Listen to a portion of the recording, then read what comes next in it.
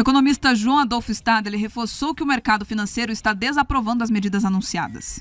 Em 2 dias, a Bolsa de Valores teve uma retração de 4,5%. Então, o mercado está desaprovando as medidas propostas pelo ministro Haddad e traz algo que teria uma expectativa de economia em torno de 70 bilhões. É muito longe do que seria necessário para zerar o déficit previsto lá no arcabouço fiscal. Esses cortes de gastos não combinam ou são incompatíveis com, na sequência, uma isenção fiscal. A verdade é que alguma coisa ali até pode fazer sentido dentro da proposta. Entretanto, não tem efeito nenhum na questão necessária de redução dos gastos públicos. Por mais que a gente tenha um crescimento absurdo na arrecadação real, já desconsiderada a inflação, em torno de 10%, o governo gasta mais do que deve. E mesmo com apontamentos críticos de vários setores, o governo acredita que vai conseguir aprovar esse pacote no Congresso até o fim do ano. Em uma coletiva de imprensa, o presidente do Congresso, Rodrigo Pacheco, e também os ministros Fernando Haddad, da Fazenda, e Alexandre Padilha, das Relações Institucionais, falaram sobre esse assunto. Vamos acompanhar o que eles disseram. O nosso compromisso no Senado é que, tão logo a Câmara dos Deputados aprecie a proposta de emenda à Constituição e o projeto de lei complementar, o Senado submeta diretamente ao plenário para que possa ser ratificado em revisão aquilo que a Câmara fizer em relação a esse pacote. Então, esse compromisso foi feito com o ministro Fernando Haddad, com o ministro Padilha, com o próprio presidente Lula ontem, do nosso engajamento para que até o final do ano, antes do recesso, possamos ver apreciadas essas medidas da equipe econômica. Tivemos uma reunião bastante produtiva. Nós conseguimos, ao longo dessa hora, detalhar cada uma das medidas. Evidentemente que chegará o texto para análise, do Senado Federal, primeiro na Câmara, depois no Senado. Mas eu senti um clima muito receptivo. O que eu ouvi tanto da Câmara e ouvi aqui hoje do presidente do Senado é o compromisso dos líderes da Câmara, de todos os partidos, dos líderes do Senado, de todos os partidos, expresso aqui pelo presidente do Senado, todo o esforço para concluirmos a votação até o final do ano, para que a gente possa construir a peça orçamentária do ano que vem, já influenciado com as diretrizes do reforço do marco fiscal, para que a gente possa cumprir o marco fiscal integralmente. O pacote do corte de gastos vai ser encaminhado nos próximos dias ao Congresso Nacional por meio de uma proposta de emenda à Constituição, uma PEC, e por meio de um projeto de lei complementar. Pedroso, eu e tantos outros ouvintes aqui questionando, não vai ter corte de ministério? Como que ficou essa situação do supersalário? Quem que vai passar a receber menos? O governo vai mexer nas viagens? Parece que não. Da onde vai vir esse corte de 70 bi?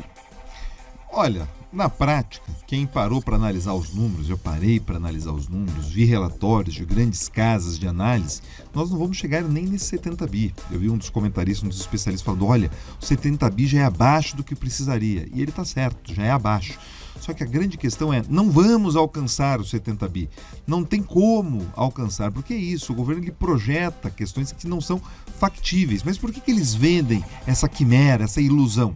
Simplesmente porque quando eles projetam uma arrecadação maior ou uma economia maior, eles conseguem preservar gastos na outra ponta, o que é ilusório. E é por isso que os agentes financeiros, que a gente vê ali, alguns chamando de mercado, simplesmente como se fosse uma personalidade malvadora, não é, são os poupadores. Quem tem ali um dinheiro na poupança, quem tem um dinheiro na renda fixa, quem tem alguma percentual no mercado de ações, que está poupando algum dinheiro, percebe que a situação está complexa e se assusta. Mas por que se assusta?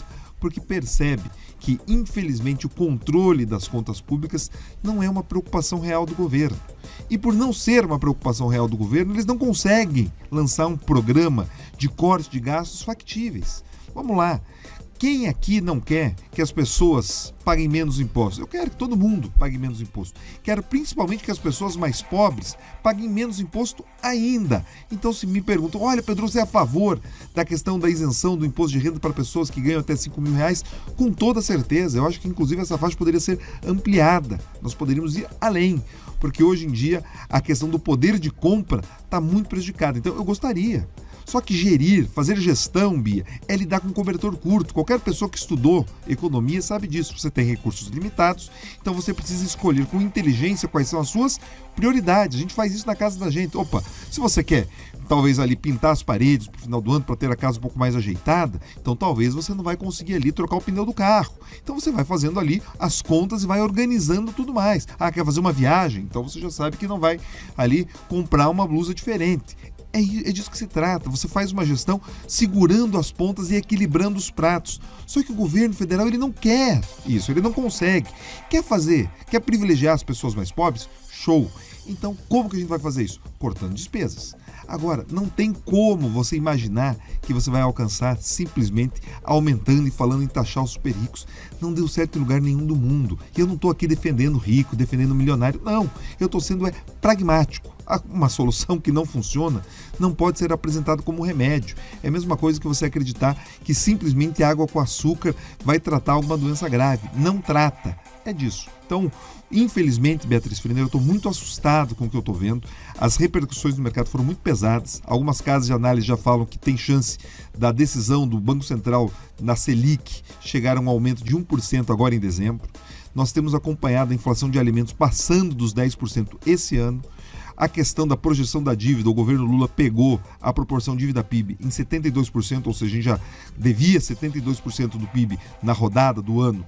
A proporção é que eles entreguem no final desse mandato em 84, 84,5%, alguns falam em 85% do PIB, ou que seja, um crescimento da proporção dívida-PIB de mais de 12%, que é assustador, ainda mais num cenário de juro que a gente tem enfrentado.